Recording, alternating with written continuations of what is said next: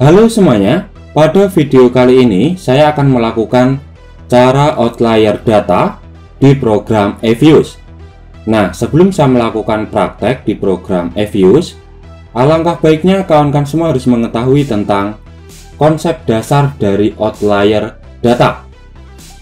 Outlier data merupakan suatu kasus jika ada data pencilan yang memiliki nilai ekstrim, baik sebagai data yang sangat tinggi ataupun sangat rendah. Outlier data digunakan jika ada uji asumsi yang tidak lolos. Contohnya dalam uji normalitas. Dengan kata lain, data yang digunakan tidak berdistribusi secara normal.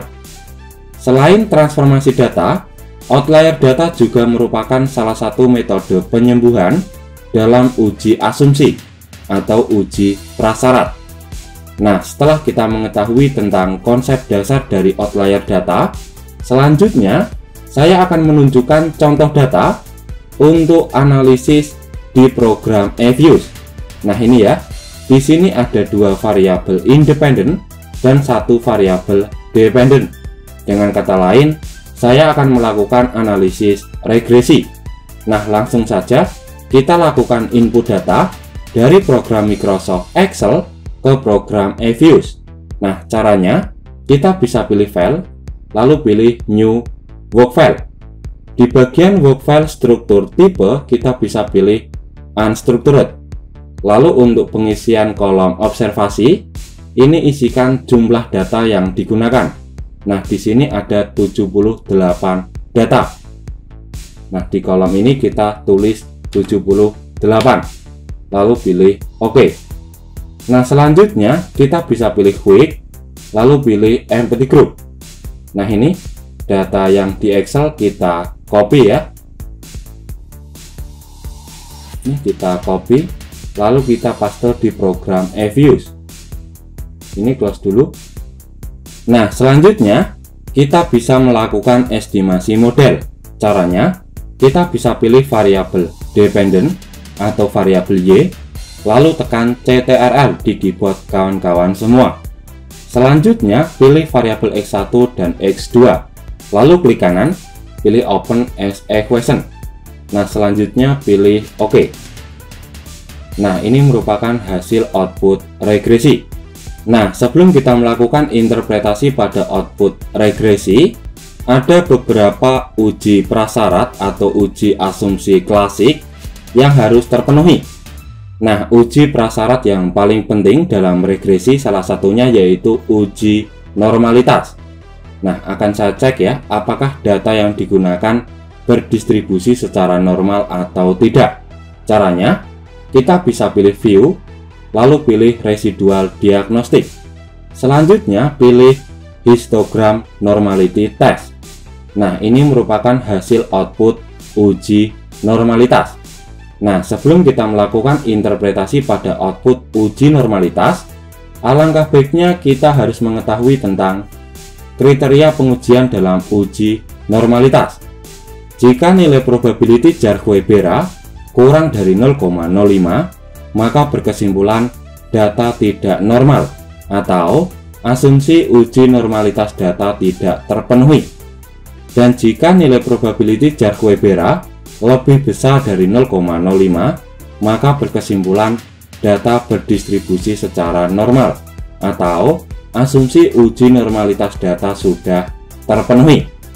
Nah, setelah kita mengetahui tentang kriteria pengujian dalam uji normalitas, selanjutnya kita bisa melakukan analisis uji normalitas. Nah, di sini ada hasil output EViews untuk uji normalitas sebelum dilakukan outlier data. Nah, output ini sudah sama di EViews ya, dimana nilai probability sebesar 0,020522. Nah, untuk analisis outputnya, diketahui nilai probability Jar-Coebera sebesar 0,020. Nah, nilai tersebut kurang dari 0,05, maka bisa disimpulkan bahwa data berdistribusi tidak normal atau asumsi uji normalitas data tidak terpenuhi. Maka dari itu dilakukan metode penyembuhan dengan outlier data. Nah, untuk melakukan outlier data, kita bisa pilih estimate, lalu pilih option. Nah, di sini ada optional outlier ya, ini checklist saja. Lalu pilih option.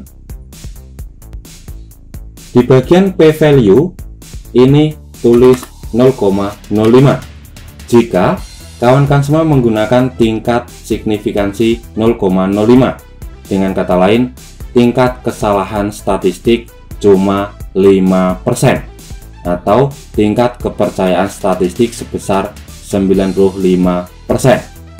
Lalu pilih OK. Dan selanjutnya kita bisa pilih OK. Nah, di sini merupakan hasil output regresi setelah dilakukannya outlier data. Nah, ada 4 data yang terdeteksi outlier, yaitu data nomor 51, 53, 54, dan 65. Nah, langsung saja kita akan mengecek hasil uji normalitas setelah dilakukannya outlier data. Caranya, kita bisa pilih view, lalu pilih residual diagnostik. Selanjutnya, pilih histogram normality test. Nah, di sini merupakan hasil output uji normalitas setelah dilakukannya outlier data. Nah, untuk analisis outputnya, nah ini ada hasil output EViews untuk uji normalitas setelah dilakukannya outlier data. Nah, outputnya udah sama ya kawan-kawan semua, baik output yang di EViews ataupun di file PDF. Lalu untuk analisis outputnya, setelah dilakukannya outlier data, nilai probability Jarque-Bera sebesar 0,067. Nah, angka yang ini, nilai tersebut lebih besar dari 0,05, maka bisa disimpulkan bahwa data berdistribusi secara normal atau asumsi uji normalitas data sudah terpenuhi. Nah, mungkin sampai di sini kawan-kawan semua muncul sebuah pertanyaan. Lalu data yang mana Kak yang kita gunakan dalam uji asumsi klasik ataupun regresi? Nah, jika kasusnya sama dengan di video ini, kawan-kawan semua bisa menggunakan data setelah outlier untuk uji asumsi klasik ataupun regresi. Kawan-kawan semua bisa menggunakan data outlier ini jika bisa meloloskan uji asumsi klasik. Tapi jika tidak bisa meloloskan uji asumsi klasik, saran saya, kawan-kawan semua bisa menggunakan metode penyembuhan yang lain, yaitu transformasi data. Tapi jika menggunakan data outlier bisa meloloskan uji asumsi klasik, maka kawan-kawan semua bisa menggunakan data outlier tersebut untuk analisis regresi. Nah, tujuannya agar penggunaan datanya konsisten. Ya, kurasa cukup sekian penjelasan dan cara praktek bagaimana melakukan outlier data di program EViews. Ya, saya akhiri. Selamat malam dan good luck.